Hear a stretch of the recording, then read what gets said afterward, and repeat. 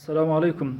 محترم مفتي صاحب که دا راته ووایه چې شرع پر څو قسمه باندې ده او د هر یوې حکم راته بیان کړه.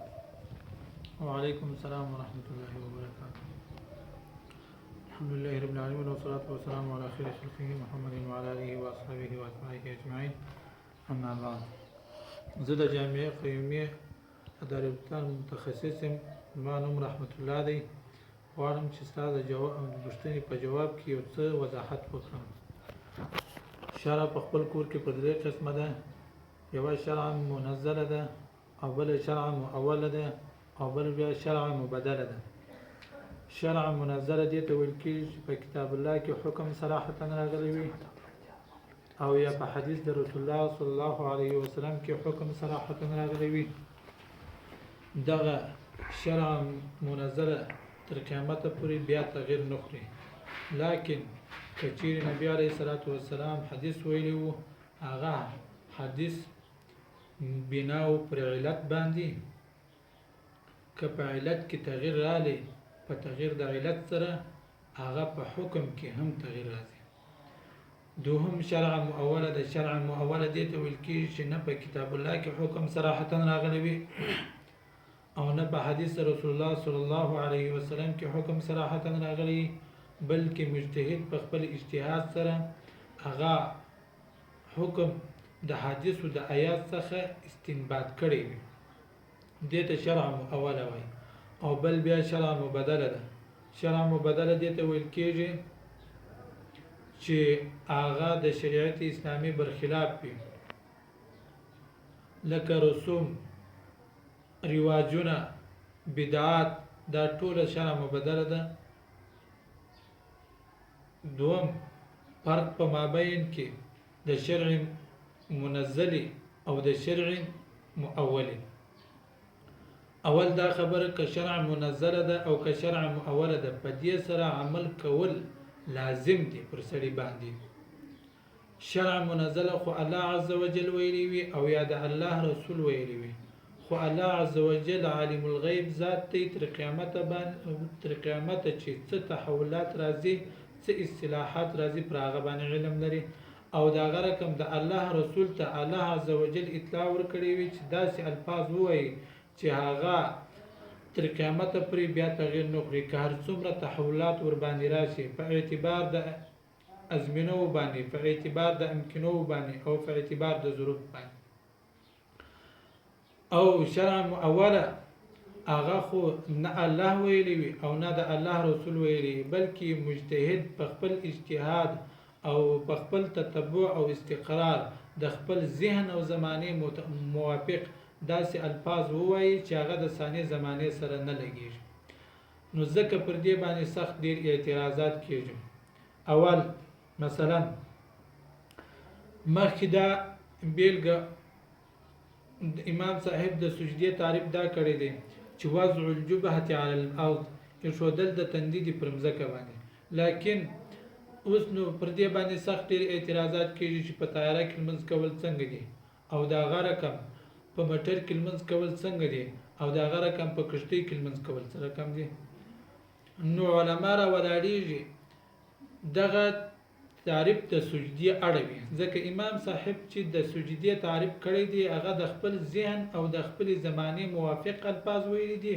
په ورستنی زمانه کې چې څه اشیاء پیدا کېږي پر هغه باندې علم نو مقصد یې په هغه سره اعتراض د دغه ورستنی زمانه څخه هم نه دی. نو علما را ولاړیږي د سجدې تعریف کوي، وای وضع الجبهة على المكان الذي استقرت الجبهة عليه، دا د سجدې تعریف کوي. نو اوس په کشتۍ کې لمونځ کول هم صحیح دي، او په طیاره کې لمونځ کول هم صحیح دي، او دا هغه رقم په موټر کې لمونځ کول هم صحیح دي. دوهم مخکې زمانه کې دا بیلګه وه چې امام به لمونځ ورکوي، په مقتدیانو کې به مکبر و، الله اکبر به په زوره وایي دپاره د دې چې هغه نور مقتدیان یې واوري. لیکن سپیکر نه و چې د هغه حکم معلوم شي چې په سپیکر کې لمونځ کول څنګه دي. دا هغه رقم په آیات د سجدې سره که قاری ووایي سجده واجب ده پر سامع باندې، لیکن سپیکر نه و، که په سپیکر کې هغه قاری راولاړ سي، هغه آیات د سجدې ووایي، نو پر سامع باندې هغه سجده واجب ده کنه ده، نو دا حکم نه معلومه. نو ځکه په دې کې ډېر علما سخت اختلاف دی. بعض علما وایي په سپیکر کې لمونځ کول هغه لمونځ نه دی صحیح، ځکه د سپیکر اواز د سړي خپل اواز نه دی، نو چې د سړي خپل اواز نه سو دا تلقون د خارج دی، په تلقون د خارج سره لمونځ فاسدېږي، لهذا په سپیکر کې لمونځ کول فاسد دی. بعض علما وایي صحیح دی، بعض علما وایي صحیح دی، مکروه تنزیهی دی. لكن خو بدائع مفيدة او آلات جديدة مفتي محمد شفیع رحمه الله تعالی ولیکل، هغه لیکلي دي په دا کې چې موږ د دنیا د ماهرانو څخه پوښتنه وکړل چې د سپیکر اواز د سړي خپل اواز دی او که غیر دی.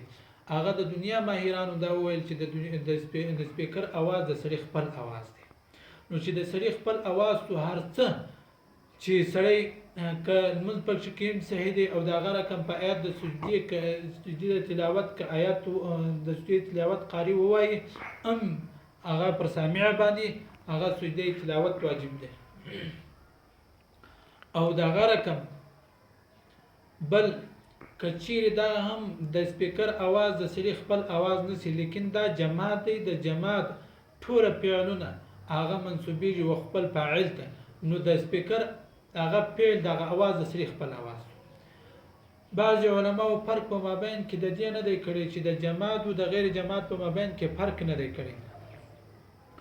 حتی مفتی محمد فرید رحمه الله تعالی په فتاوی فریدیه کې لیکي چې د حیوان مټری کې اسکري پر حیوان باندې دی.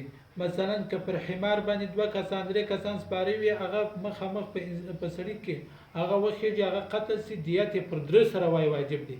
او دا هغه رقم په اوښو په آس کې کدرې سلو نفر پر سپاری هغه پر مخامخ په یو سړی کې وخیږي، نو هغه قتل سي، هغه پر دغه ټول سپرو باندې چې تونه پر سپاری دي پر دې ټول باندې هغه دیت واجب دی. مټر کې اسکري پر دغه باندې دی چې هغه وای په مټر کې څونه سپاریان وي که سړی تر لاندې کې، نو پر ټول سپاریانو باندې هغه دیت واجب دی. لیکن څه خطا سوی دی ځکه هغه مټر جماعتي شی دی، د ټول فعلونه هغه منسوبېږي فاعل ته. نو چې جماعتي شی ټول فعلونه منسوبېږي خپل فاعل ته، نو په مټر کې موټروان که شاو که مخو که یو طرف بل طرف هغه سړی په ووي هغه تر لاندې سي، نو پر یوازې موټروان باندې هغه دیت واجب دی، پر نور سپاریانو باندې هغه قتل دیت نسته. او دغه رقم په حیوان کې شاو او یو طرف بل طرف او مخ فرق سره لري، نو دا جماعتي شی دی، خپل حرکت ارادیه نه لري. نو جماعتي شی هغه پر غیر جماعتي شی باندې نه قیاسول کېږي. دا ټول هغه مصباح د 250 څخه بیا تر 200 پورې. والسلام.